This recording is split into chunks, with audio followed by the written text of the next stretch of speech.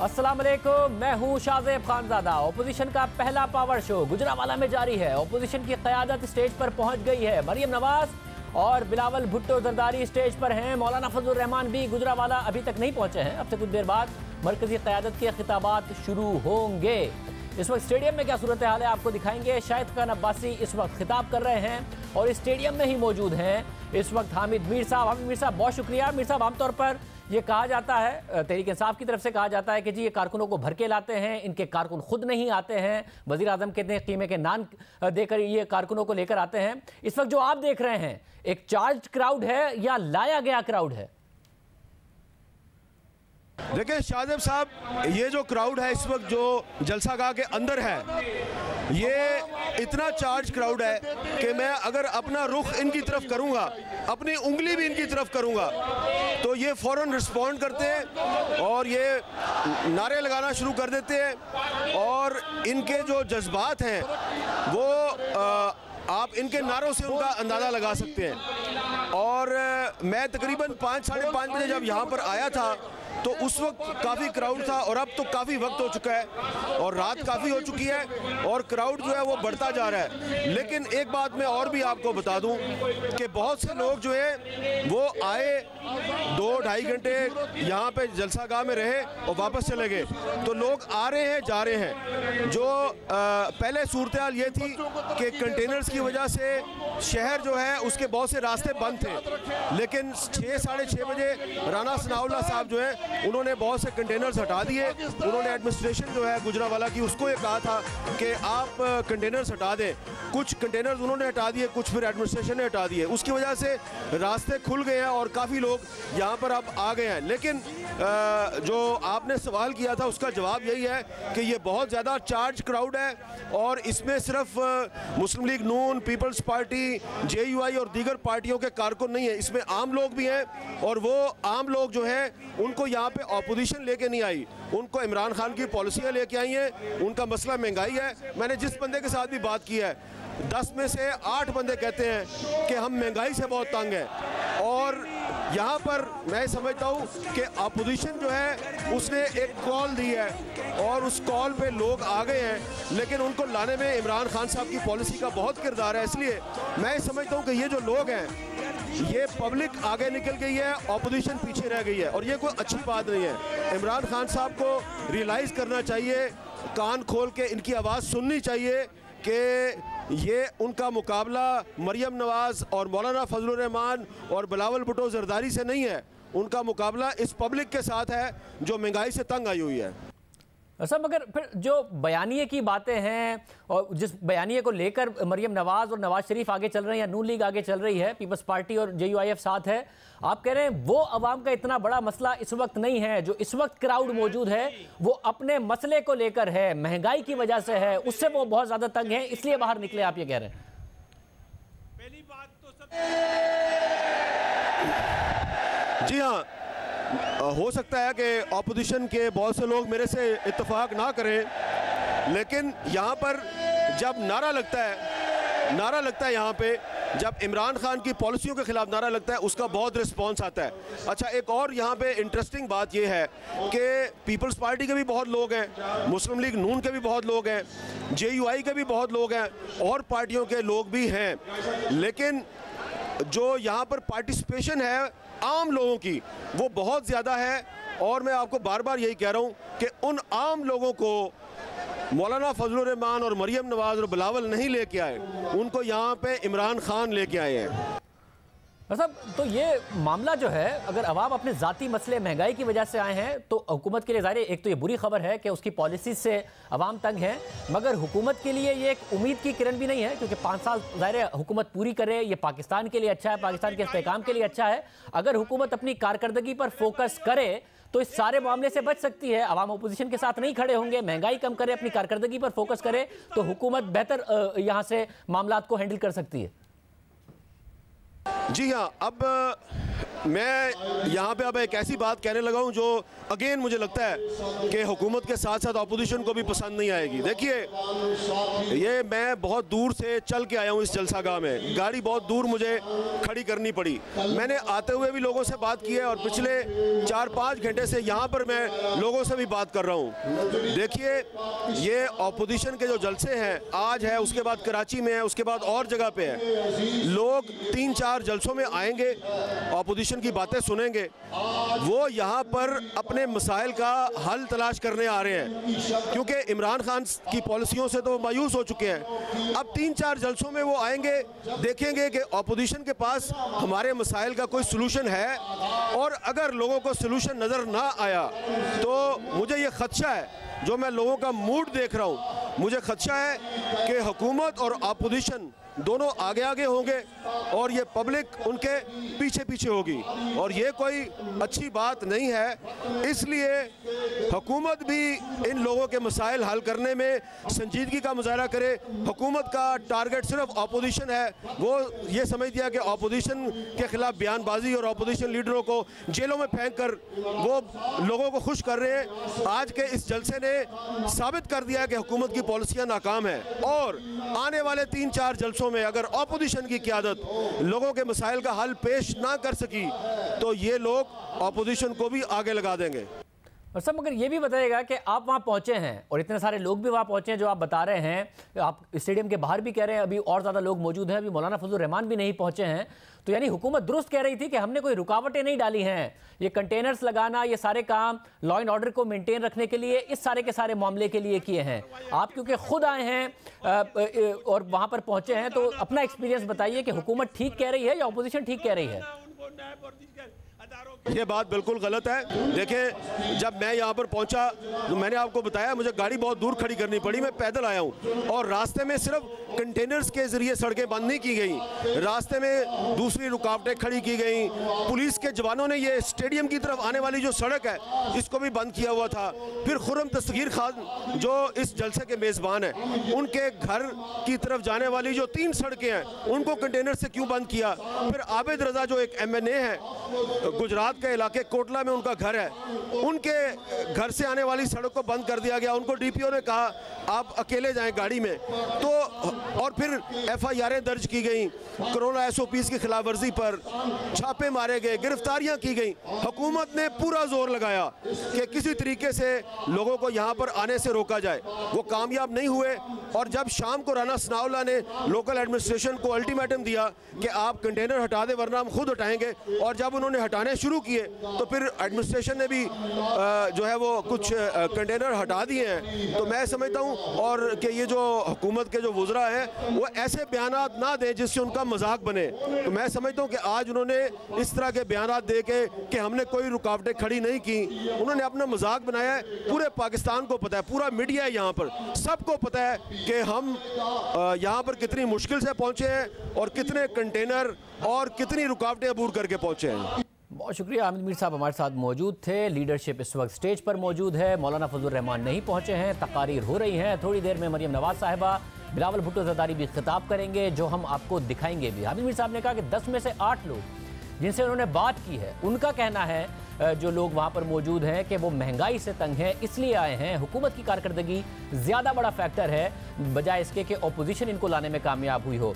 हमने भी लोगों से बात की और जो मुख्तलिफ काफ़िलों में आ रहे थे, मरियम नवाज़ के साथ, मौलाना फजलुर रहमान के साथ, बिलावल भुट्टो जरदारी के साथ, और जो स्टेडियम पहुँचे जलसे के लिए कि आप क्यों आए हैं। हमारा पहला सवाल था कि आप क्यों आए हैं, और हम देखना चाहते थे कि अवाम का पहला रिएक्शन क्या है। क्या वो ये कहते हैं कि हम नवाज शरीफ के बयानिए के लिए आए हैं, वोट को इज्जत दो के लिए आए हैं, मुदाखलत ख़त्म करने के लिए आए हैं, या फिर उनका पहला रिएक्शन होगा अपने मसाइल। तो उस सवाल के जवाब में कि आप क्यों निकले हैं, क्यों यहाँ आए हैं, क्या जवाब था, देखिए।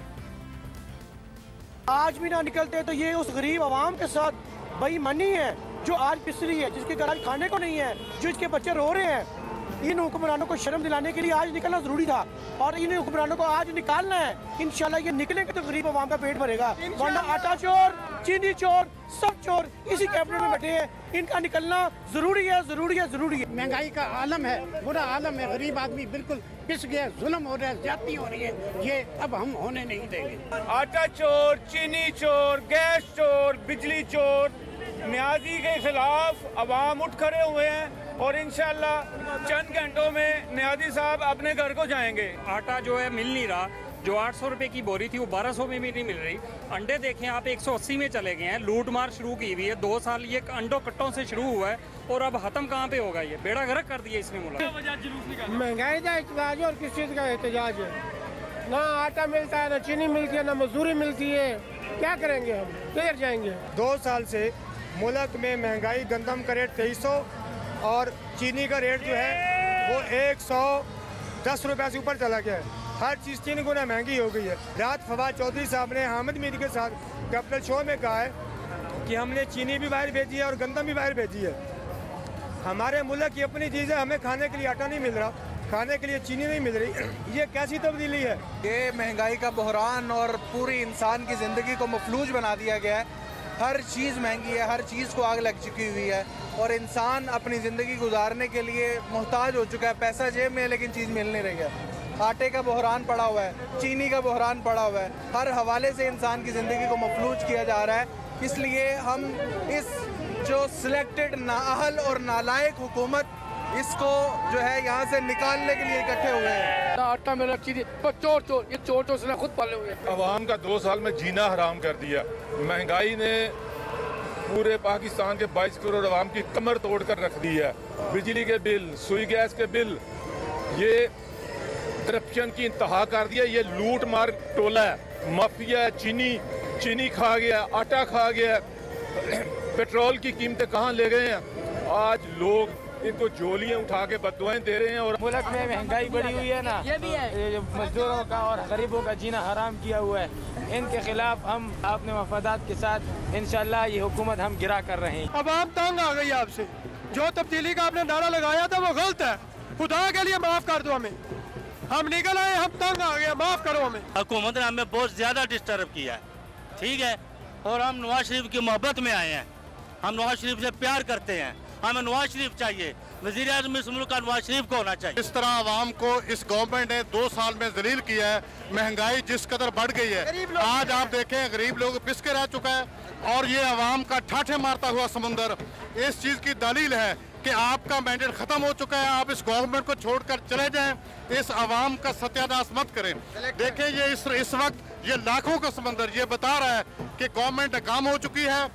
प्रोग्राम में इस वक्त एक ब्रेक शामिल करते हैं।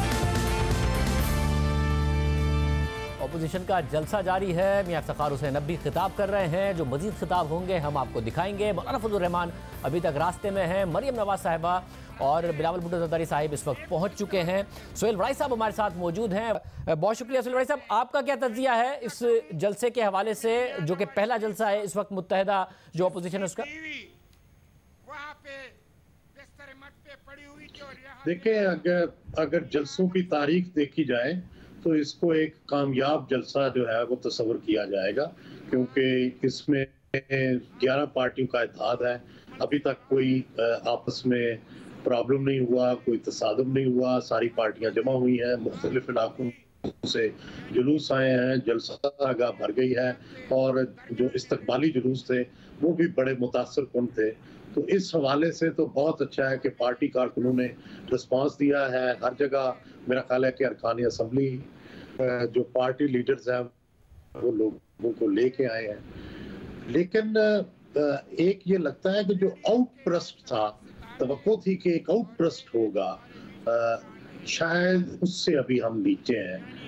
एक जो भूचाल आना था या एक तूफान आना था, शायद उसके लिए अभी तैयारी, उसके लिए अभी आवाम के जज्बात जो हैं वो अभी तैयार नहीं है। ये इसको आंधी तो कह सकते हैं, इसको भूचाल नहीं अभी कह सकते।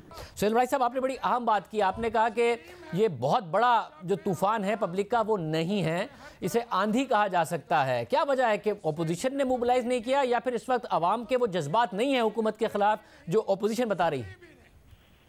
मेरा ख्याल है कि टू अर्ली टू सून ये किया गया है। कोई इसके लिए टेम्पो नहीं बना, इसके लिए कोई तशहीर नहीं हुई, इसके लिए लोगों को ज़हनी तौर पर तैयार नहीं किया गया। जो वर्कर होता है या जो सियासी हामी होता है वो तो आपको पता है हर वक्त तैयार होता है। तो मुझे कोई टूटी जूती वाला और मुझे कोई फटे कपड़ों वाला या मुझे नंगे पाँव जो भागने वाला है, वो कम ही नजर आए हैं। मुझे लोअर मिडिल क्लास तो नजर आई है, मिडिल क्लास नजर आई है, लेकिन वो जो कहते हैं ना कि दी रेचेड ऑफ द अर्थ, जो कि तब्दीली लाते हैं, जो इनकलाब लाते हैं, जो एहतजाजी तहरीक चलाते हैं, वो कम नजर आए।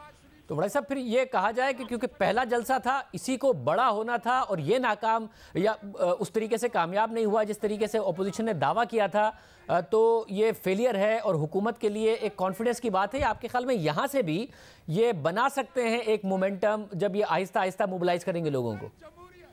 देखिए, ये नाकाम तो हर सूरत नहीं है, लेकिन जो इसमें सवाल ये है कि क्या सिर्फ सियासी कारकुन और सियासी हामी होने चाहिए या ऐसे लोग भी आने चाहिए जो तहरीक इंसाफ को छोड़ के और न्यूट्रल लोग हों, रेचेड ऑफ द अर्थ हों, टूटी जूती वाले हों, फटे कपड़ों वाले हों, वो नहीं आए। ये शायद ये पहली स्टेज है। कौमी इत्तेहाद की तहरीक जो थी उसमें भी पहली स्टेज में आम लोग नहीं आए थे, और अल्टीमेट जो स्टेज होती है कुछ अरसों के बाद जब ये कैंपेन आगे बढ़ेगी तो फिर चलेगा। तो पहली तो ये है कि ये कामयाब है, लेकिन भौचाल नहीं है।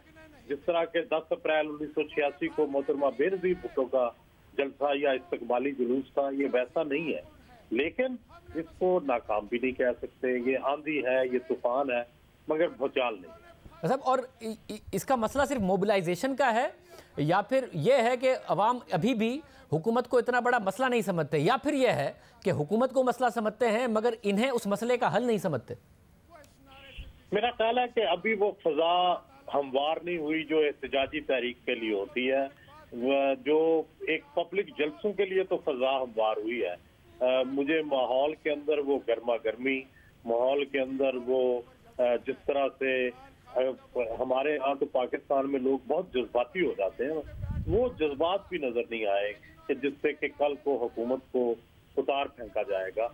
वो जज्बात अभी फिलहाल नहीं है। तो फिर जनवरी का इन्होंने टारगेट दिया हुआ है, अगर अभी वो जज्बात नहीं है, अभी वो आउटबर्स्ट नहीं है, आंधी है, तूफान नहीं है, तो क्या ये 2-2.5 महीने में मोबिलाइज करके इसे तूफान बना सकते हैं या ये बहुत कम टाइम पीरियड होगा, इतने में नहीं कर पाएंगे?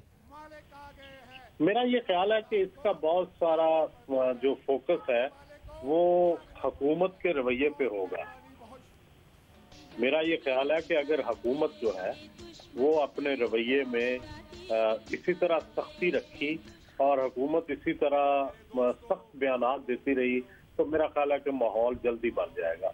लेकिन अगर हुकूमत लचक का इजहार करती रही, लोगों को रिलीफ देती रही, अपनी गवर्नेंस बेहतर करती रही, उनके इस कामयाब जलसे के बाद उसने कुछ सबक सीखा, क्योंकि गवर्नमेंट को डेंट तो पड़ता है। बहुत शुक्रिया सुहेल भाई साहब, हमारे साथ मौजूद थे। जो जलसे के हवाले से हुकूमत का जो मौक़िफ़ है वो भी आपके सामने रखेंगे।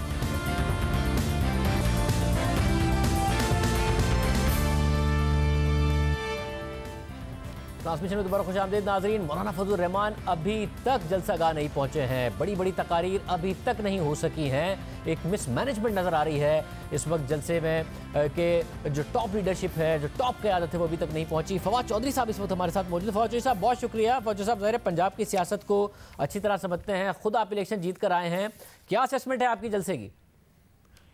देखिए, बात यह है कि जाहिर है कि अगर आप हमसे पूछेंगे तो हम कहेंगे एक बड़ा नाकाम हुआ है, आप अपोजिशन से पूछेंगे वो कहेंगे बड़ा कामयाब हुआ है। तो उसका सिंपल फार्मूला तो ये है कि आप एक जो साइंटिफिक फार्मूला इस पे लगाएं और हम देखेंगे टोटल स्टेडियम की जो कैपेसिटी है वो कितनी है। टोटल स्टेडियम की कैपेसिटी तकरीबन 27,000 है। इन्होंने स्टेज लगाने के लिए काफ़ी सारा हिस्सा जो है स्टेडियम का छोड़ा और बहुत आगे स्टेज लगाया। सो टोटल कैपेसिटी जो है इस वक्त तकरीबन 22,000 के करीब है। अब अगर आप सैटेलाइट व्यू देखें तो आपको मालूम होता है कि बहुत सारा एरिया अंदर जो है वो खाली है। तो इसका मतलब ये है कि 15 से 18,000 लोग जो है वो इस जलसे में शामिल है, जो कि एक मिड लेवल का जलसा जो है वो है।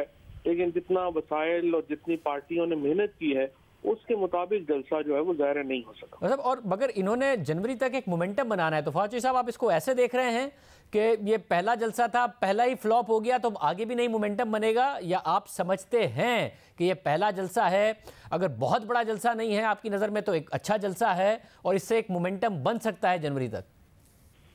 लेकिन ये मोमेंटम का इसमें जो प्रॉब्लम है ना पाक, ये पीटीआई क्या कोई पॉलिटिकल प्रॉब्लम ये जलसे नहीं है। लेकिन होता यह है कि जब आपकी इकोनॉमी एक कोविड से बेहतर हो रही है, निकली है, उसमें दो बड़े प्रॉब्लम्स हैं एक्चुअली। इसमें एक तो यह है कि एक इंस्टेबिलिटी की फीलिंग आती है और मुल्क में जो मईशत है जो पहले ही दबाव में हो वो और दबाव में चली जाती है। और फिर दूसरा जो ज्यादा मेजर प्रॉब्लम है वो ये है कि बड़ी मुश्किल से आपने कोरोना के ऊपर एक बड़ी जद्दोजहद करके पाकिस्तान ने कोरोना से खुद को बचाया है। अब ये जलसे में आप देखिए कोई SOP फॉलो नहीं हो रहे। किस मरियम बीबी ने तो मास्क भी नहीं पहना हुआ, उनके फॉलोअर्स ने मास्क वगैरह कुछ नहीं पहने हुए। तो अगर ये कोरोना इन जलसों से फैल जाए वो एक पाकिस्तान के लिए फिर बहुत बड़ा एक चैलेंज होगा। अच्छा, मगर मुझे ये बताइएगा कि जब हमने आवाम से बात की है और एक जनरल सवाल किया कि आप क्यों आए हैं, तो जो 90% आवाम है उनका जवाब यही है कि जी महंगाई से बड़े तंग हैं। ये नहीं है कि अपोजिशन का जो बयानिया है या फिर जो वोट को इज्जत दो का बयानिया है या फिर जो मुदाखलत का बयानिया है। तो आप समझते हैं आपका फोकस इस वक्त होना ही ये चाहिए कि किस तरीके से आवाम को रिलीफ देना है अगर आप अपोजिशन को नाकाम करना चाहते हैं? लेकिन ये रिलीफ देना इमरान खान का सबसे ज्यादा फोकस है और हर कैबिनेट मीटिंग 2 साल से शुरू इस बात पे हो रही है और प्राइम मिनिस्टर साहब इसके ऊपर बड़े अगर कोई आदमी कंसर्न्ड है तो वो इमरान खान है और वो इस पे पूरी एफर्ट भी कर रहे हैं। लेकिन मसला क्या है, आप देखिए हमारे जो हमसाया है भारत में कोई इकोनॉमी जो है हमारी वो 10% जो है वो सुकड़ गई है। हमारी इकोनॉमी उतनी नहीं सफर की जितनी कई मुल्कों में की है। लेकिन एक इंटरनेशनल इस वक्त एक इन्फ्लेमेटरी ये जो एक इन्फ्लेशन का एक ट्रेंड्स है। आप देखिए कि चाहे वो श्रीलंका है, इंडिया है, बांग्लादेश है, हर जगह इन्फ्लेशन जो है वो है और पाकिस्तान में भी है। मगर देखिए इसमें मसला ये कि अगर फिर वजीर आजम को फिक्र है और अगर वो अपनी काबीना में एहतसाब नहीं करेंगे कि किसके फेलियर की वजह से हुआ है और ये इस रीजनिंग को एक्सेप्ट करेंगे, क्योंकि जनवरी से जून तक कोरोना आने के बाद सारी दुनिया में कीमतें बहुत नीचे चली गई, पाकिस्तान में उस वक्त भी बुलंद सतह पर रही। इंडिया में इस वक्त नहीं है इन्फ्लेशन इतनी, खित्ते की इन्फ्लेशन 4.7% है, हमारी 9% है। तो जब तक ये पूछेंगे नहीं कि भाई टाइम पर दरामद का फैसला क्यों नहीं किया और जब फैसला हो गया उस पर अमल दरामद क्यों नहीं किया और अपनी काबीना का एहतसाब नहीं करेंगे तो मसाइल कैसे हल होंगे अगर इन बातों को मान लेंगे कि दुनिया की वजह से हो रहा है? नहीं, वो भी है मसला। तो देखें ना, बात यह है कि इंडिया में भी खैर फूड इन्फ्लेशन तो तकरीबन 9% पे ही है। लेकिन फूड इन्फ्लेशन हमारी फिर 14% पर अगर आप सिर्फ फूड की बात करेंगे वो भी हमारी ज्यादा है। फूड में तो बांग्लादेश, श्रीलंका वहाँ पे इससे भी ज्यादा। मैं आपसे बता रहा हूँ कि पूरी दुनिया में इस वक्त एक इन्फ्लेशन का एक दौरा है और चल रहा है। लेकिन जहाँ तक काबीना की बात है, देखिए इसमें जो प्राइमरी इशू है ना कीमतों का, असल बात यह है कि मंडी की कीमत और दुकान की कीमत में क्या फर्क है। अब ये प्योरली 18th अमेंडमेंट के बाद प्रोविंशियल इशू है। फेडरल गवर्नमेंट को बहुत बड़ा रोल इसमें प्ले नहीं कर सकती है। और जैसे फॉर एग्जांपल इस वक्त अगर देखिए कि सिंध गवर्नमेंट ने पिछले साल एक गंदम का दाना प्रोक्योर नहीं किया, इस साल उन्होंने रिलीज में लेट कर दिया, जिससे कराची में जो गंदम की बोरी है वो 1160 रुपए 1200 रुपए पे चली गई और पंजाब में तो वो 860 के ऊपर है।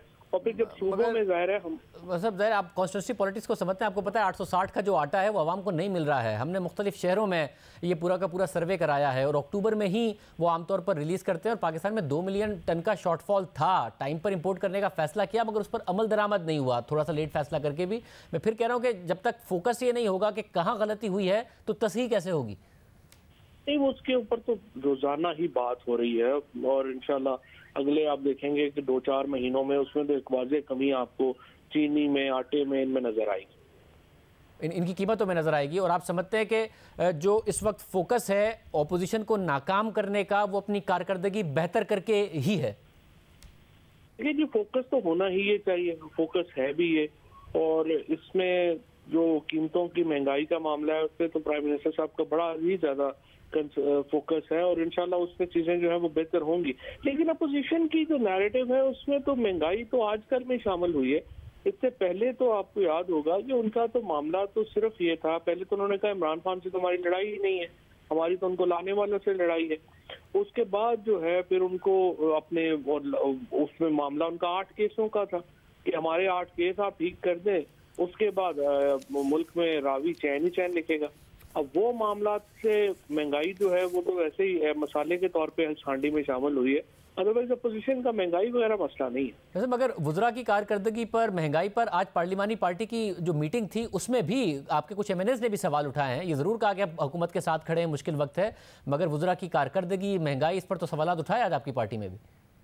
वो सवालात तो उठने हैं, क्योंकि देखें गवर्नेंस की एक्सपेक्टेशंस हुकूमत से कहीं पर भी दुनिया में इस तरह से पूरी नहीं, क्योंकि प्रेसिडेंट ओबामा ने 2013 में ये कहा था कि जितना ये इंफॉर्मेशन का सिलसिला जो है वो ज्यादा हो गया है, एक्सपेक्टेशंस गवर्नमेंट से बहुत बढ़ गई हैं और कोई भी गवर्नमेंट उस पर उस तरह से पूरी नहीं उतर पाएगी। तो वो तो एक जनरल तनकीद जो है वो तो रहेगी, लेकिन वो कोई पोलिटिकल क्राइसिस में चेंज हो जाएगी वो नहीं है ऐसी को बात, क्योंकि इमरान खान के कद का कोई लीडर ही नहीं है पाकिस्तान में इस वक्त। और जो आप देखें कि अभी जो सिचुएशन है, जिस तरह से नवाज शरीफ हैं, जरदारी साहब हैं, ये इस वक्त अपने वो पाकिस्तान की पॉलिटिक्स से तो आउट ही हो गए हैं और उनके जो बच्चे हैं उनको भी वक्त लगेगा। अभी तो पाकिस्तान की सियासत में इमरान खान के कद का कोई आदमी नहीं। मतलब और ये जब मुख्तलिफ सूबों में जाएंगे, आपको ये परेशानी नहीं है हुकूमत को कि ये मोबिलाइज करेंगे क्राउड को और जनवरी में एक लॉन्ग मार्च की सूरत में इस्लामाबाद भी आ सकते हैं?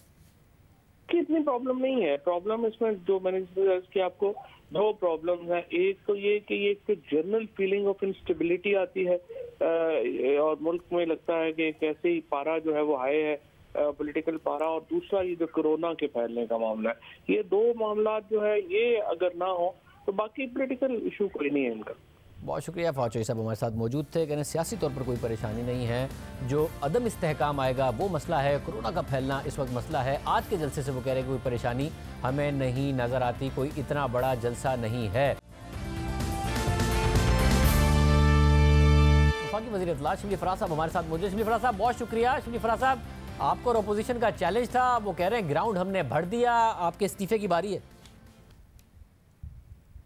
भी पता है कि जलसा कितना नाकाम था, वो तो सारे पाकिस्तान ने देख लिया, उसके वीडियो फुटेजेस भी सबके पास हैं, उसकी तस्वीर भी आ रही हैं।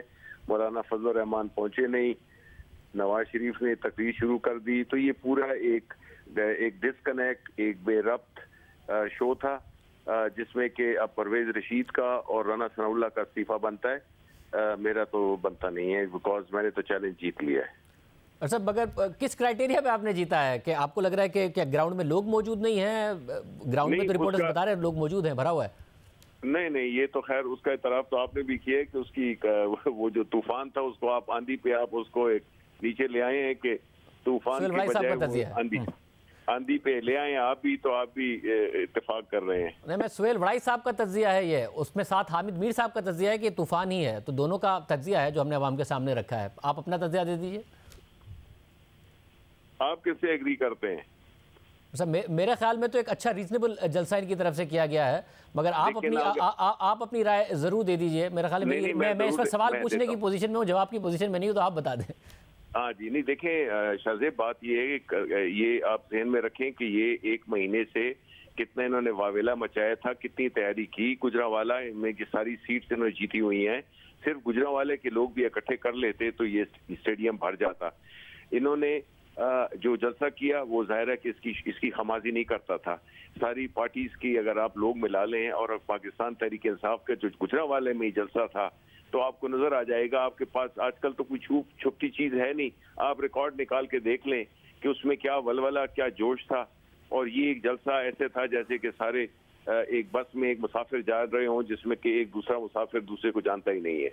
और तो शिबली फराज साहब, ये हुकूमत के लिए इत्मीनान अगर है कि ये इतना कामयाब नहीं हुआ जितना अपोजिशन की तरफ से दावा किया गया था, तो आपकी आगे स्ट्रेटजी होगी क्या? ये अब मोबिलाइज करते हैं, इनको करने देंगे, एक मूवमेंट बनाते हैं, बनाने देंगे, खुद अपनी कारकर्दगी पर फोकस करेंगे, या फिर क्रैकडाउन करेंगे? क्या आपकी स्ट्रेटजी होगी आगे?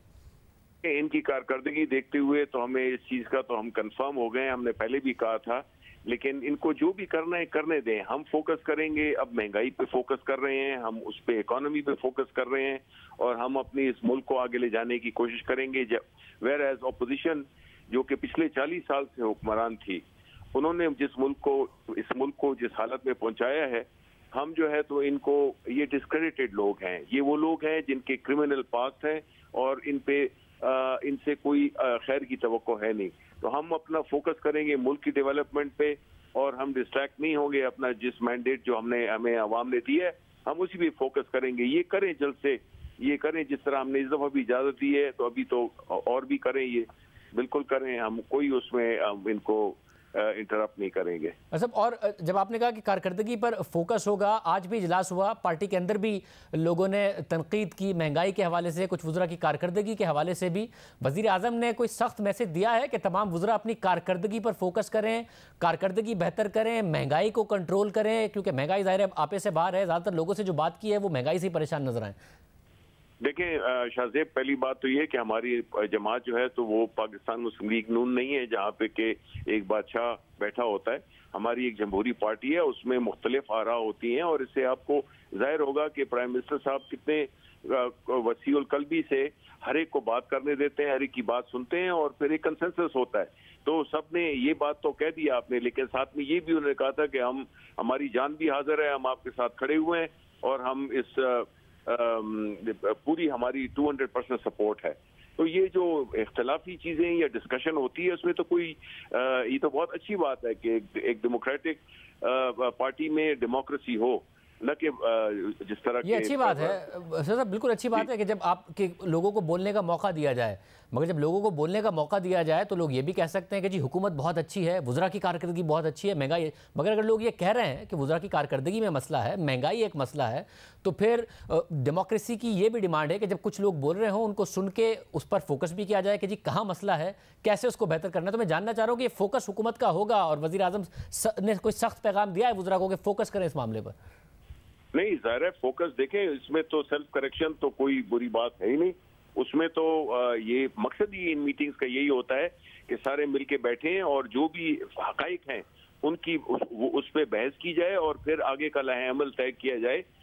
तो उसी की स्पिरिट में ये सारी डिस्कशन होती है और इससे हमें गाइडेंस भी मिलती है प्राइम मिनिस्टर साहब से और हमें अपना एक सेल्फ क्रिटिसिज्म का मौका भी हमें मिलता है। बहुत शुक्रिया। शफी फराज साहब हमारे साथ मौजूद थे, आपने गुफ्तगू सुनी। वो कह रहे हैं मैं इस्तीफ़ा नहीं दूंगा, राना सनाउल्लाह और परवेज़ रशीद इस्तीफ़ा दें क्योंकि ये जलसा नाकाम हुआ है, अपोजिशन एक अलग दावा कर रही है। आज के प्रोग्राम में इतना ही, इजाज़त दीजिए, अल्लाह हाफ़िज़।